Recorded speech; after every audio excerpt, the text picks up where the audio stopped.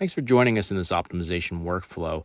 This is part 4 in a 5-part series. If you have not watched the first 3 parts, they will get you caught up to our process of using Siemens SimCenter 3D and the value-based tokens to access the design space exploration solver. As a reminder, in this series, we will be looking to optimize a part that looks something like a leading edge rib for a lightweight solution without compromising the structure. In this video, we are going to work on heads. We're going to define and connect our parameters, drop in a few scripts, and run the automated optimizer using the Sherpa algorithm.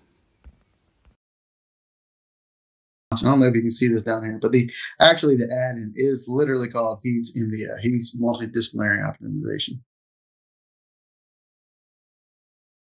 Okay, so design space exploration in Heads. Just to show you that this, even though it is the SimCenter 3D design space exploration, it is a single portal version of Heads. The first thing we'll do is we'll create a new project, and we want to save it in the same file folder as where we saved our other files. We'll call this.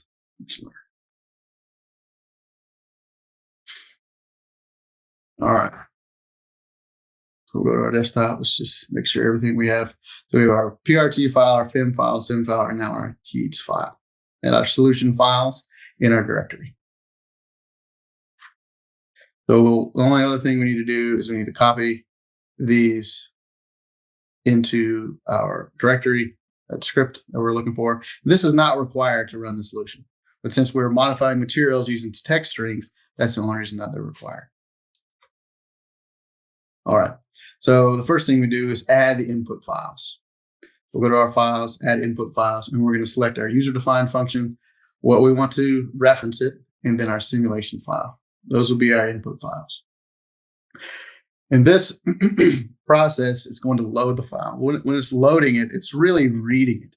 So it's capturing all of the variables that I've defined, as well as variables or characteristics, attributes that I didn't define. And it's going to populate a table that's going to allow me to automatically tag those and say, yes, I want to include those in my study, or no, I don't want to include those in my study. And that's how I start to build my design space from SimCenter 3D's perspective. So you see here saying it's for inputs. So the inputs is looking for our L1 through 3, T1, as well as our my material variable. And it's going to say, do you want to auto tag? And this also is going to just save you time. You don't have to manually create these inputs. It's going to create them on the fly for you. So we want to pick all of our user-defined CAD expressions. And then we want to pick our user-defined my material expression. Okay. Here we're going to set our minimum and maximum bounds. This is really the upper and bounds of our design space. So remember, L1 positive is moving it right. So if we put a negative value in here, it's going to move it left, offset by that amount, and then positive will move it to the right. And then similarly for all of our links, we are going to put this range, and this is going to produce invalid geometry, but that is okay. And then L3. And you would want to consider these values about what is manufacturable, what are your tolerances to have offsets. So here, these are just example values to start with. So now our thickness, we know if we add thickness, it's going to be a negative value. In this case, our minimum value is going to be 0.1, and our maximum value that we're going to take away from the material is going to be 0.1 thickness.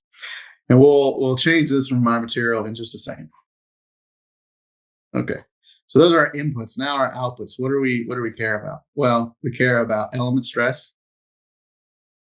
We care about displacement, the magnitude, and then we also want to know what our mass properties here are. What is our volume? What's our total mass?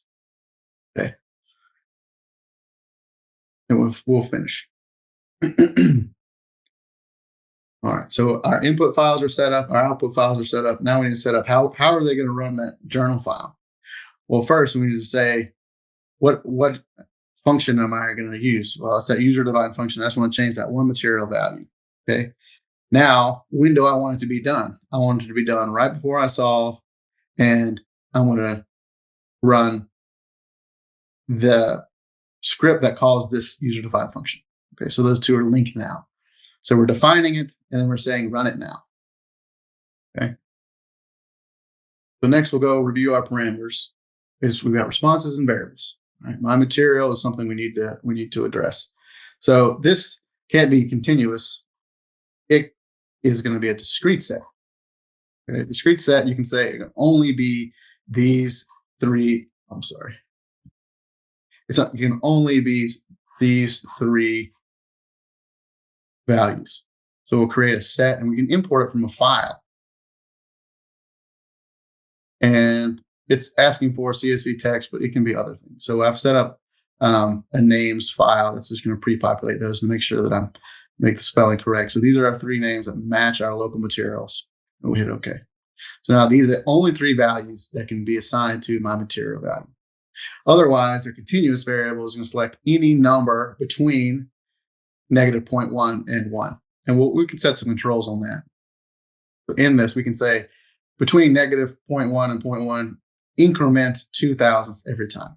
So you can make this meaningful to your design. In this case, the default was 4 thousandths.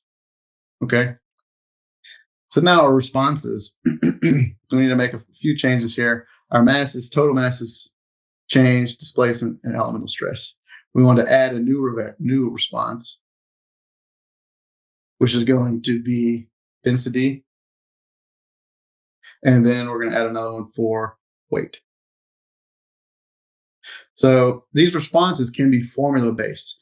So our formula, we're running that solution, run that script right before the solution. So we need to assign our own density values. Okay. Now I just wanted to show you the power of the formulas that are being assigned here. So I've pre-written that in this script. So it's just a simple if statement that says, if my material is aluminum, set my density equal to 0.101, 0.282, and 0.160. So this is in Python, and Python, you can code directly in Python in this formula. And we'll hit apply. Now, every time the my material variable is changed to one of these values, the density is going to be that one.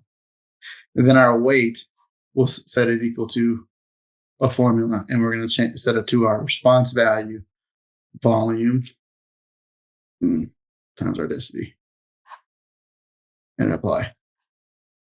So now we got two formula variables. So just showing you what those can be used. So now we'll move to tagging. We'll make sure that all our variables are tagged correctly from our sim file. We've got our input variables. It says, here's where they're tagged. I know. And then our output variables. We've got tagging for total mass, total volume.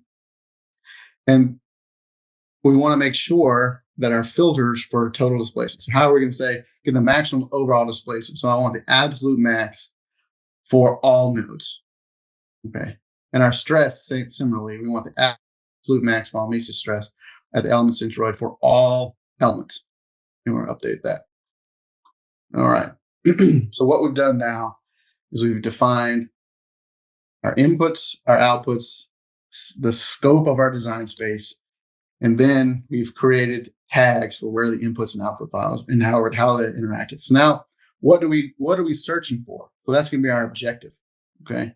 So we want to minimize the stress and minimize the weight. So these are going to be competing. So we'll have a Pareto front. We'll see that. So we will want to choose sufficient number of design evaluations. There are rules of thumb, and I have to get back to you on those, but this could take around 30 seconds per solution on average, just for this size model with this solution. So we're just going to run just a few, and we'll just 10. You would want to run more if you were going to have a sufficiently large sample size. Okay, so we'll set our evaluations to 10. Here's where we set our Sherpa algorithm defined for the weighted sum of all objectives. You can also do a Pareto front, but we'll do a 2D plot, and we'll show you how those evaluations are done. So let's save this. Now we've said what can be changed and what are our goals. So now that is all set up, we can select run, and it's going to run those 10 studies.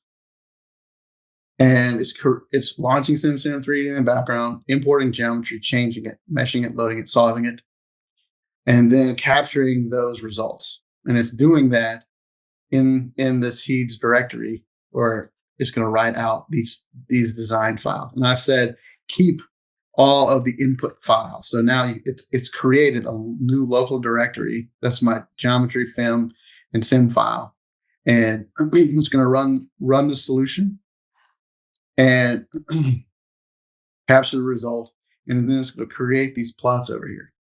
So all of this, and you can see, is creating my Nash train input file. It's my output OP2 file, and it's run my first solution with green. Red is failed solution, and it's going to show me progress as we move. So the next one was an error. It's likely because it searched to the far corner of my design space to a geometry that was not physically possible. So that was going to be an error. And you can watch as it takes pictures of your geometry as it modifies. You can also create post-processing pictures and other views, but that's something we're going to go over today. So, and we can look at our objective history, and it's going to create this trade-off. So, well, we've got stress on the left, and we've got our first design stress up here on the left, and then our design ID. So as it's moving through the design space, and it's found another valid design, just put another point over here. So solution one was failure. Solution one was success. Solution two is a failure. Solution 3 and 4, and it's just going to continue building these out. We can also monitor the study as it's going. So our design details, it'll tell you how fast each one is running. You gauge what the overall, if you select 150 solutions, you can see how long on average that's going to take. It'll go through here and show you what is the best design. So while this is running, you can get immediate feedback. So 6 of 10 designs complete. Design 1, it tells you what my baseline is. In this case, it's best, which with such a small sample size, it's not really meaningful. I'm going to show one I ran a lot more designs in just a second, but you can observe which is the best as you move through. Also, in a post-process, you can create just a table of you can capture what are the designs that caused the failure. So it tells me, all right, negative 0.2 on my L3 with a thickness change of 0.34 with a 0 value here is going to produce error designs. This is our baseline value that we picked. Okay. You can also see that it's changing the material or assigning the material value that's also being changed. So our baseline was aluminum. And if we go to design ID 3, that has now been changed to titanium. So we've got 8 runs here. Looks like it may have completed. We'll go back so we're on our last 9 of 10 designs that are complete. Okay, and it also provides you a lot of information on how many total designs, complete percentage, how many erred, and which one was the best design based on the parameters that you picked. This concludes part 4 of our design space exploration workflow demonstration. Please subscribe for access to the playlist and for easy navigation to the other videos in this series. Thanks for watching.